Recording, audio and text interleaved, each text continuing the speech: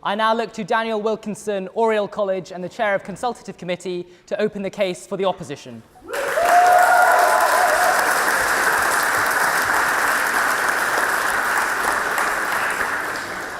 Before I respond to Matt Cook's opening proposition speech, ladies and gentlemen, can I first offer my thanks to you, Mr. President, for giving me this opportunity to speak on the opposition side of the motion tonight, and of course, more importantly, on behalf of everyone in the chamber, wish you a very happy 21st birthday for yesterday.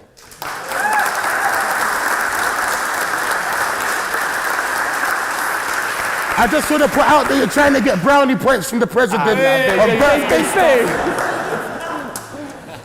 Sorry, allow. Mr. President. Live up your birthday. I know what he's doing. Oh, right then. This may be an odd opening section to an opposition speech because I actually almost completely agree with everything that Matt said. Kanye is a genius, albeit a self-proclaimed one. He said himself, "I am Picasso. I'm Walt Disney. I'm Steve Jobs." He didn't give himself the name Jesus for nothing. But I'm not sure that just by being one of the greatest minds of the 21st century, that necessarily makes you more relevant than Shakespeare. But why is Shakespeare so relevant? For me, it seems obvious that Shakespeare's main source of relevance is his legacy to the English language. Shakespeare single-handedly coined over 1,700 unique words for the English language. Addiction, accommodation, amazement, bloodstained, baseless, bump, circumstantial, countless, cruel-hearted, to name just a few. Base.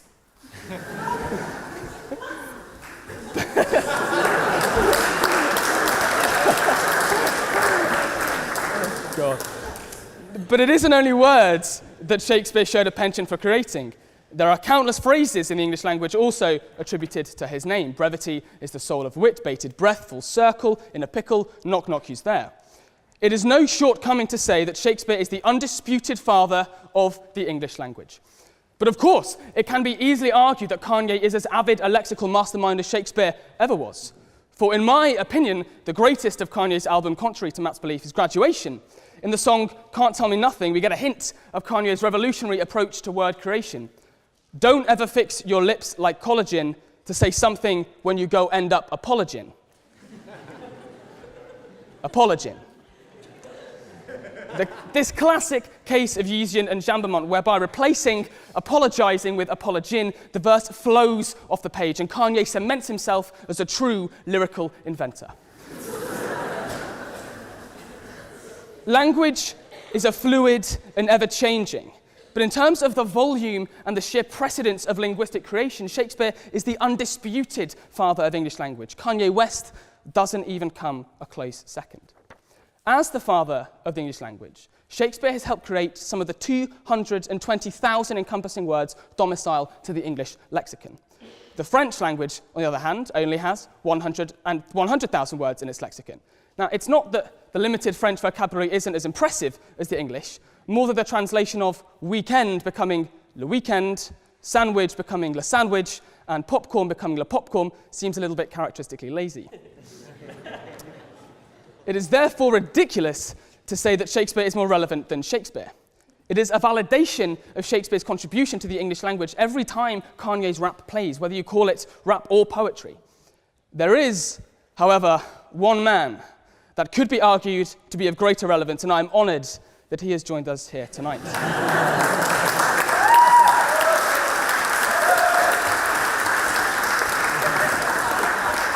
And with that, I think it is now time to introduce the speakers of the proposition. We have already heard from Matt Cook, like myself, a first-year PPS, but from Jesus College.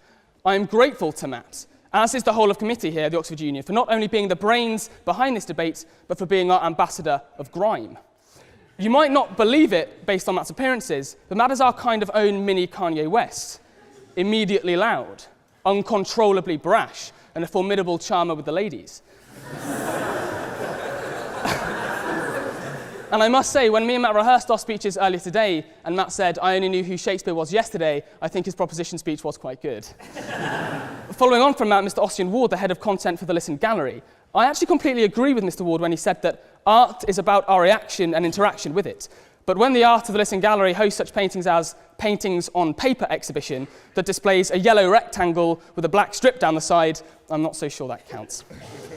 And finally, we are joined by two titans of the music industry. Jensen Karp, who also operates under the pseudonym Hot Carl, used to be a freestyle rapper operating on the west coast of America.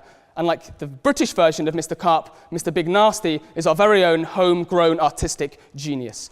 Rivaling Kanye and Jay-Z as one of the most prominent musicians of our age, he never fails to live up to his name.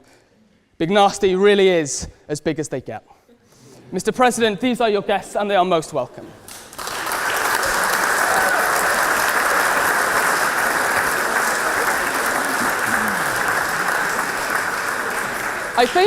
I think on a motion like this, it is of paramount importance to get to grips with what's being discussed. And there really is only one way of doing that, and that's by looking at the text. If you bear with me, I'd like to compare Shakespeare's Sonnet 130 with a section of modern grime and rap. My mistress' eyes are nothing like the sun. Coral is far more red than her lips. If snow be white, why then her breasts are dun. I have seen roses damask red and white, but no such roses see I in her cheeks. And in some perfumes is there more delight than in the breath that from my mistress reeks. I love to hear her speak, yet well I know that music hath a fair more pleasing sound. I grant I never saw a goddess go my mistress when she walks treads on the ground, and yet, by heaven, I think my love as rare as any she belied with false compare. Shakespeare's pragmatic tribute to his common mistress is a subversion of the Petrarchan sonnet prevalent in Jacobean and Elizabethan England. There is no hyperbolic praise, no obsequious language, no extrapolations of the truth, just an honest representation of love and devotion. Shakespeare taps into the complexity of human love. Even though your partner may not be the most beautiful absolutely, to you they absolutely are, and that is all that matters.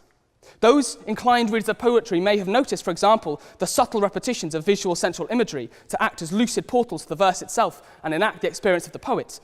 But those on the proposition side may argue that this is just as important in modern art. For example, Stormzy, shut up. Now look here for the subtle repetition.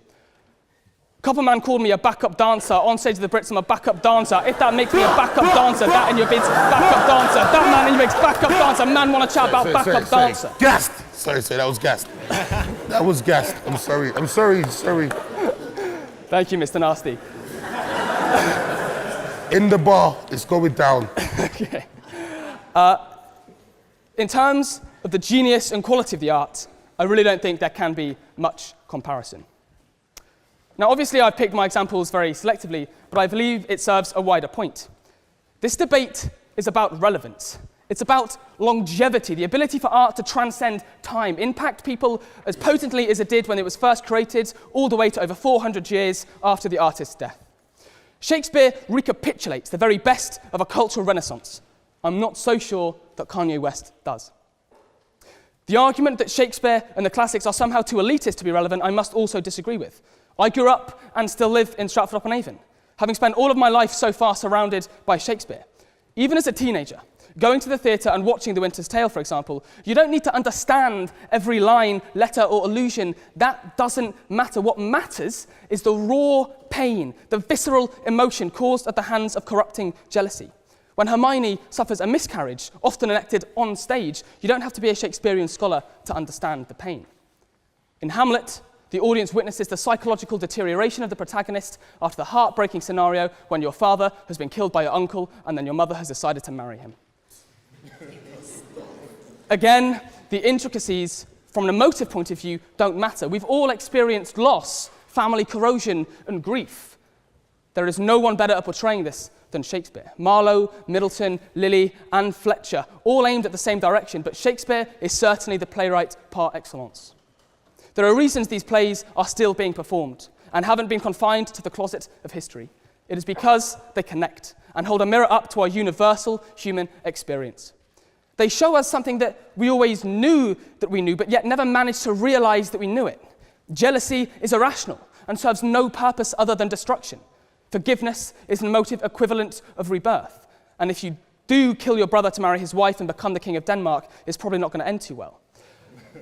I would like to admit that I think the current way of many of us experience Shakespeare, at least for the first time in our lives, is often boring and mundane.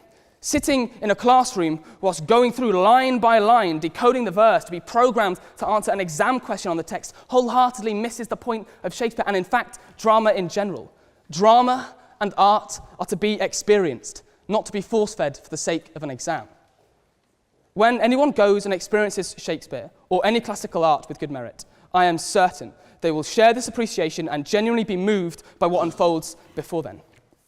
Somehow, I doubt in 400 years' time there will be an international celebration and reverence for Kanye or his contemporaries within modern art. Ladies and gentlemen, tonight I implore you to vote with common sense, with honesty, and with a sense of pride in one of the greatest figures in our shared history. It is clear that Shakespeare is more relevant than Shakespeare, and I implore you to vote on the opposition side of the motion. Thank you very much.